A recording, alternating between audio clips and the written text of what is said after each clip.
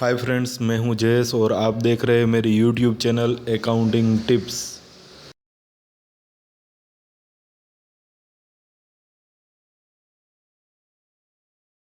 तो चलिए दोस्तों, आज हम शुरू करते हैं। प्राइस लिस्ट कैसे सेट करते हैं, मतलब कि आप अपने प्रोडक्ट अलग अलग स्टेट में सेल कर रहे हैं। यानी कि मैं अपनी प्रोडक्ट तेलंगाना में सेल कर रहा हूँ, महाराष्ट्र में भी सेल कर रहा हूँ, राजस्थान में भी सेल कर रहा हूँ। और ये सभी स्टेट में मेरे जो प्रोडक्ट के रेट है वो बिल्कुल अलग अलग है। तो मुझे कई बार ऐसा होता है कि गलती हो जाती है, आपको रेट याद रखने में आपको कहीं दिक्कत होती है। तो आप अपने मिरेकल जो अकाउंटिंग सॉफ्टवेयर है वो आप अपने प्राइस लिस्ट को सेट कर सकते हैं। बहुत आसान तरीका है। सबसे पहले आपको यहाँ पे देखेंगे मास्टर में, तो यहाँ पे प्राइस लिस्ट का ऑप्शन अभी दिखा नहीं रहा है, जो कि आपको सेटअप में जाकर कंपनी सेटअप में वहाँ से एडवांस सेटअप में चले जाइए। फिर आप यहाँ पे लिखा है प्राइस लिस्ट रिक्वायर्ड, जिसकी वैल्यू अभी 9 है, तो यहाँ पे आप एंटर करेंगे और यस कर देंगे। यहाँ पे आपको पूछ रहे हैं कि party rate is required for all product, तो यहाँ पे हम यस कर देंगे। फिर यहाँ से हम बाहर चले जाएंगे और सेव कर देंगे। जैसे ही आपका सेव हो जाएगा, वहाँ पे आप मास्टर में चले जाइए और यहाँ पे आप देख सकते हैं कि अब प्राइस लिस्ट का जो ऑप्शन है वो मैं शो हो रहा है, जो कि पहले सेटअप से पहले जो शो नहीं हो रहा था। वो यहाँ पे हम सेट करेंगे कि मान लीजिए कि ऐड कर देता हूँ मैं यहाँ पे तेलंग तेलंगाना में जो मैं अपनी प्रोडक्ट सेल कर रहा हूँ उसकी प्राइस बाकी स्टेट के प्राइस से अलग है। यानी कि मैं तेलंगाना में भी कुछ अलग प्राइस से सेट कर रहा हूँ, या एंड महाराष्ट्र महाराष्ट्र में भी मैं अलग कुछ रेट से सेल करना चाहता हूँ।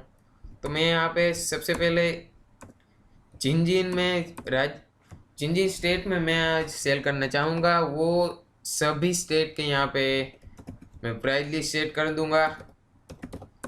यहाँ पे आप सेल एक्टिव सिंगल पार्टी में पार्टी प्रोडक्ट में प्रोडक्ट यहाँ पे रेट सिलेक्ट कर लीजिए। यहाँ पे ऑलवेज आस्क कर दीजिए। तो दोस्तों, मैंने ये तीन जो स्टेट से सेट कर दी है प्राइस लिस्ट में। जिन जिन स्टेट में मैं अपनी प्रोडक्ट सेल कर रहा हूँ, तो सबसे पहले मैं महाराष्ट्र में मैं सेल कर रहा हूँ। महाराष्ट्र में सपोज आप मान लीजिए कि महाराष्ट्र में मैं स्मार्ट ट्रेडिंग करके एक पार्टी है उसके साथ मैं सेल कर रहा हूँ अपने प्रोडक्ट। तो आइटम नंबर वन ये मेरी एक आइटम है। आप एग्जाम्पल के तौर पर मान लीजिए कि आइटम नंबर वन मेरी एक आइटम है, तो वो आइटम मैं 63 रुपीज़ में बेचना चाहूँगा। आइटम नंबर टू है वो 62 में बेचना चाहूँगा। और मैं वही दो आइटम राजस्थान में मैं मेरी पार्टी एक है, मान लीजिए लक्ष्मी सेल्स कॉरपोरेशन, वो राजस्थान से है, तो मैं यहाँ पे 65 लगा देता हूँ, यहाँ पे 60 लगा देता हूँ। और वही चीज़ें मैं तेलंगाना में सेल कर रहा हूँ, तो यहाँ पे आप तेलंगाना में जो भी आप पार्टी से सेल कर रहे हैं वो अपनी सिलेक्ट कर लीजिए। मैं जो पे जेपी एजेंसी से सेल कर रहा हूँ, तो जेपी एजेंसी में मैं मान लेता हूँ 64, और आइटम नंबर टू है वो मैं देना चाहूँगा 63 में।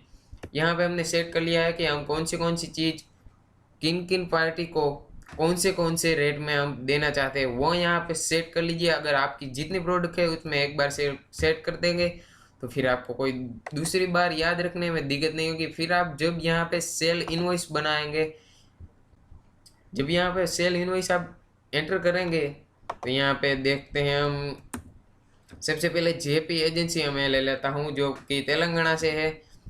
उसको मैं अगर सेल करना चाहूँगा तो item number one item number one यहाँ पे मैं क्वांटिटी एक सेल करना चाहूँगा। यहाँ पे जो वो प्राइस लिस्ट दिखा रहा है जो हमने पहले सेट किया था, तो यहाँ पे आप वो सिलेक्ट कर लीजिए कि जेपी एजेंसी कहाँ पे है, ये वो तेलंगाना में है।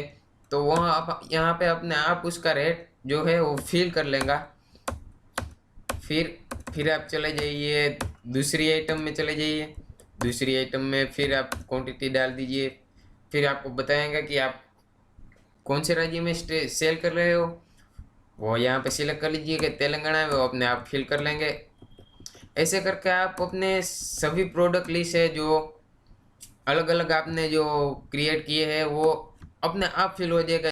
अब हम दूसरी पार्टी लक्ष्मी सेल्स कॉरपोरेशन में अगर हम इनवॉइस बनाएंगे तो यहाँ पे हम देखेंगे कि हमने उसके भी कुछ अलग रेट डाले थे। आइटम नंबर 1 यहाँ पे, हाँ यहाँ पे आपको प्राइस लिस्ट फिर से ओपन होगा कि आप लक्ष्मी सेल्स कॉरपोरेशन जो आप की पार्टी है वो जयपुर से है, राजस्थान से है, तो यहाँ पे आप राजस्थान सिलेक्ट कर लीजिए। यहाँ पे आपको कोई दिक्कत नहीं होगी कि आप अलग अलग रेट याद रखिएगा।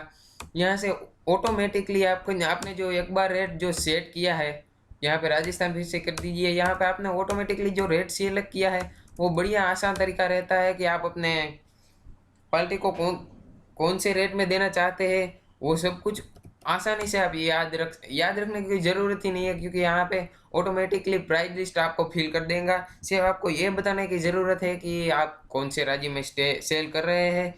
यहाँ पे फिर हम तीसरी पार्टी का एग्जांपल ले लेते हैं, स्मार्ट ट्रेडिंग जो कि पुणे से है। उसका भी हमने कुछ रेट डाले थे, तो आइटम नंबर 1 में क्या रेट डाले थे वो हमको याद रखने की ज़रूरत नहीं है। तो यहाँ पे आप सिर्फ क्वांटिटी डाल दीजिए। यहाँ पे आप सिर्फ सिलेक्ट कर लीजिए कि हाँ ये स्मार्ट ट्रेडिंग है जो महाराष्ट्र में है, महाराष्ट्र के इसका हमें रेट फिल करना है। तो यहाँ पे ऑटोमेटिकली जो महाराष्ट्र का रेट होगा वो ऑटोमेटिकली फिल कर लेगा। आइटम नंबर 2 में भी आप देखेंगे कि यहाँ पे आप यहाँ पे हम एक क्वांटिटी डाल देते हैं महाराष्ट्र का आपको जो रेट होगा 62 हमने डाला था, प्राइस लिस्ट में ऑटोमेटिकली फिल कर लेगा। यानी कि आपको कुछ याद रखने की ज़रूरत नहीं है कि आप कौन सी प्रोडक्ट कौन सी पार्टी को कौन से रेट में दे रहे हैं। ये बढ़िया ही आसान तरीका रहता है। अगर आप प्राइस लिस्ट एक बार सेट कर देते हैं तो फिर आपको कोई भी चीज़ याद रखने की ज़रूरत नहीं है। ये बढ़िया ही आसान तरीका है। Thank you, thank you. Like, comment, and subscribe. Thank you.